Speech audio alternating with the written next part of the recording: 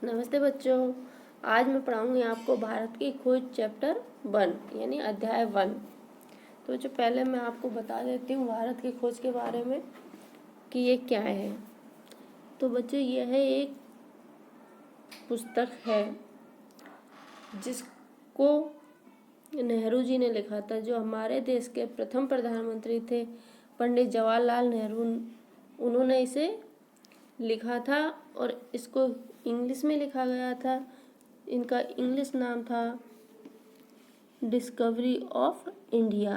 तो उसका हिंदी अनुवाद है और हिंदी में अर्थ है इसका भारत की खोज।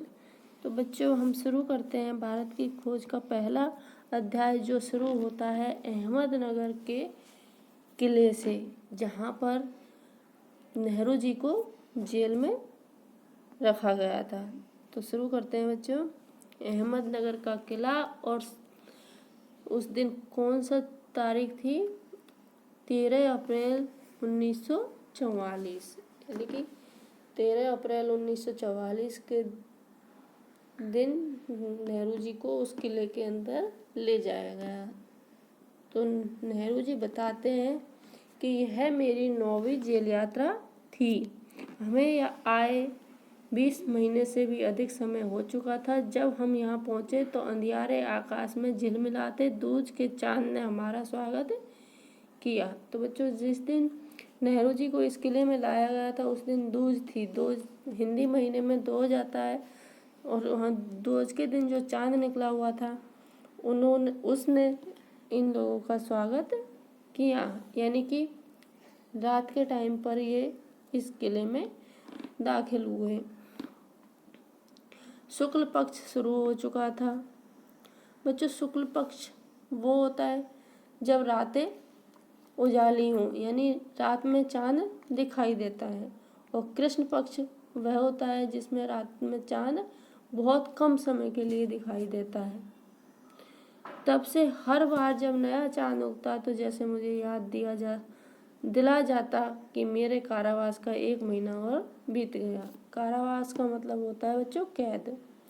चांद मेरे बंदी जीवन का स्थायी सहचर था। सहचर का अर्थ होता है बच्चों साथ रहने वाला। वही मुझे इस बात की याद दिलाता कि अंधेरे के बाद उजाला होता है, यानी कि चांद नेहरू जी को इस बात की याद दिला जाता कि हर बार जब अंधेरा आता है, यानी कि हमारे जीवन में भी अगर दुख आते हैं तो उसके बाद हमारे जीवन में सुख भी आएंगे, यानी खुशी और गम ये दोनों चीज़ें आती और जाती रहती हैं। किस तरह? जैसे अंधेरी रातों के बाद उजाली रात आती हैं, उसी प्रकार से सारा जीवन चलता है। तो यही बात नेहरू जी ने चांद के माध्यम से कही है कि चांद से तुलना करके बताइए कि अंधेरे के बाद हर किसी के जीवन में उजाला आता है। तो बच्चों अब देखते हैं अतीत के भार। अब इसके अंदर नेहरू जी ने बताया है कि उन्होंने वहाँ पर क्या काम किया। दूसरी जेलों की तरह यहाँ अहमदनगर के किले में भी मैंने बागवानी करना शुरू कर दिया। तो बच्चों वहाँ पर नेहरू जी बागवानी करते थे। बागवानी तो सभी जानते होंगे, बाग बगीचे पेड़ पौधे आदि लगाना। मैं रोज कई घंटे तपती धूप में भी फूलों के लिए क्यारियाँ बनाने में बिताने लगा। मिट्टी बहुत खराब थी, पथरीली और पुराने मलबे और अवशेषों से भरी हुई। अवशेष जानते हैं बच्चों?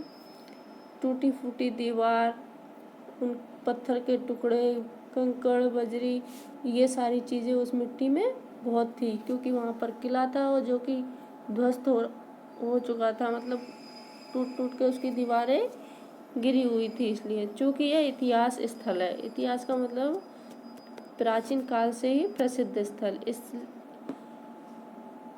अतीत से इसने कई युद्ध और राजमहलों की दुर्भी संधियाँ देखी हैं।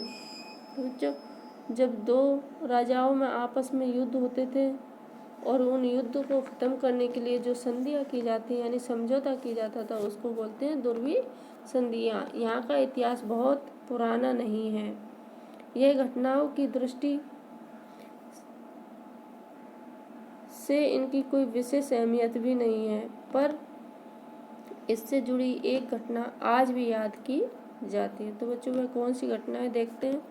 यह घटना है चांद बीबी नाम की एक सुंदर महिला के साहस की कहानी, जिसने इस किले की रक्षा के लिए अकबर की शाही सेना के विरुद्ध हाथ में तलवार उठाकर अपनी सेना का नेतृत्व किया, पर अंत में उसकी हत्या उसके अपने ही एक आदमी के हाथों हुई। यानी अपने ही एक आदमी का मतलब है बच्चों उसी के ही किसी सैनिक या साथी ने उनकी हत्या कर दी। किसकी? चांद बीवी की।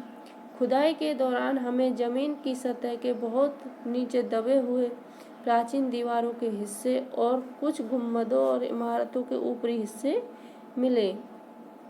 हम बहुत दूर नहीं जा सके क्योंकि ना तो अधिकारियों से इसकी मंजूरी मिली और ना ही हमारे पास इस काम को जारी रखने के साधन थे, क्योंकि बच्चों नेहरू जी उस समय जेल में थे और वो वही काम कर सकते थे जो ऊपर के अधिकारियों ने करने के लिए कहते। इसलिए वो कहते हैं कि हमें अधिकारियों से आगे जाने की यानी ज़्यादा खुदाई करने की अनुमति नहीं मिली और ना ही उनके पास ऐसे कुछ साधन थे। अब मैंने कुदाल छोड़कर हाथ में कलम उठा ली, पर मैं जब तक आज़ाद नहीं हो जाता और कर्म के माध्यम से वर्तमान को अपने अनुभव का हिस्सा नहीं बना लेता, मैं उसके बारे में नहीं लिख सकता। न ही पैगंबर की भूमिका अख्तियार कर मैं फिलहाल भविष्य के बारे में लिख सकता हूँ। तो बच्चों नेहरू जी कह रहे हैं कि मैं अपने आगे के बारे में तो लिख ही नहीं सकता क्योंकि मुझे नहीं मालूम कि आगे क्या होने वाला है।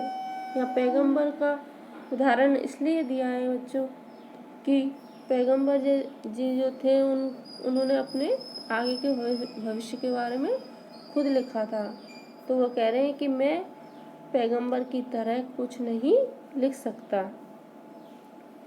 अख्तियार यानी सोचकर, अख्तियार मतलब विचार कर या सोचकर मैं कुछ नहीं लिख सकता।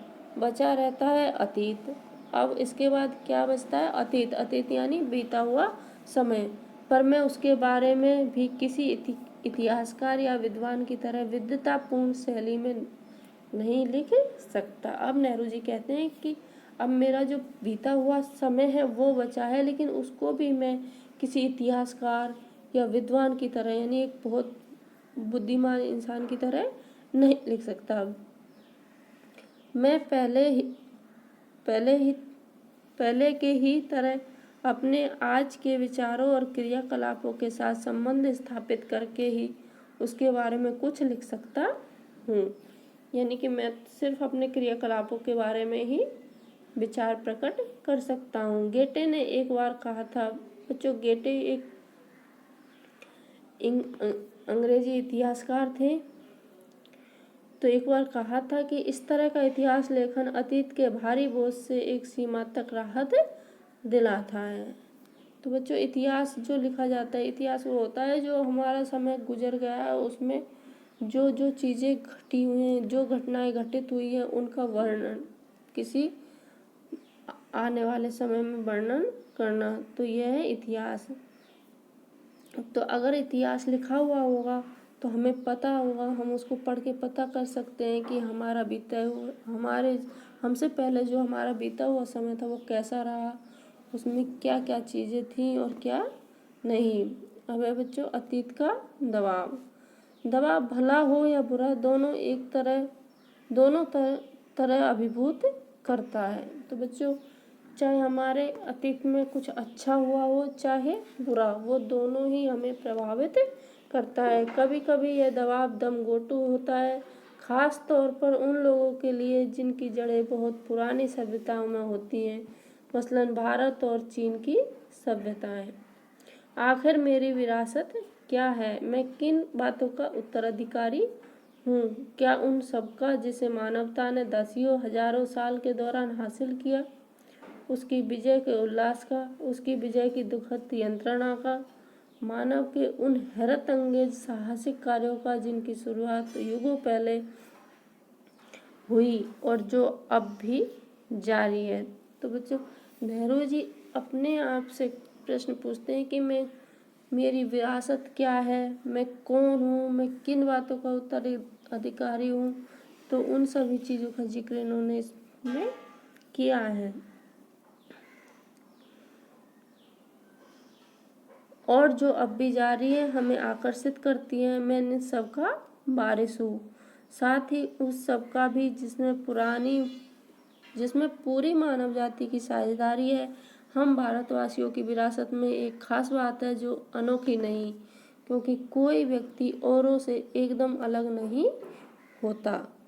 अलबत्ता एक बात हम लोगों पर विशेष रूप से लागू होती है जो हमारे रक्त, मांस और अस्थियों में समाई है। यानी कि नेहरू जी कहते हैं कि चाहे व्यक्ति किसी भी देश का हो, किसी भी धर्म का हो, किसी भी जाति का हो, लेकिन वह एक दूसरे से बिल्कुल एकदम अलग नहीं हो सकता। क्यों? क्योंकि उन्होंने उदाहरण दिया है किसका? हमारे रक्त, यानी कि हमारा खून, हमारा मांस और हमारी हड्डियाँ, ये सभी में एक जैसी ही हैं, एक समान हैं। इसी विशेषता से हमारा वर्तमान रूप बना है और हमारा भावी रूप बनेगा। इसी विशिष्ट विरासत का विचार और वर्तमान पर इसे लागू करने की बात एक लंबे अरसे से मेरे मन में घर किए है। मैं इसी के बारे में लिखना चाहता हूँ। विषय की कठिनाई और जटिलता मुझे भयभीत करती है। मुझे लगता है कि मैं सतही तौर पर इसका स्पर्श ही कर सकता हूँ। धन्यवाद बच्चों। आपको ये पाठ कैसा लगा? अगर आपको अच्छा लगा हो तो प्लीज़ हमारे वीडियो को शेयर करें, हमारे चैनल को सब्सक्राइब करें।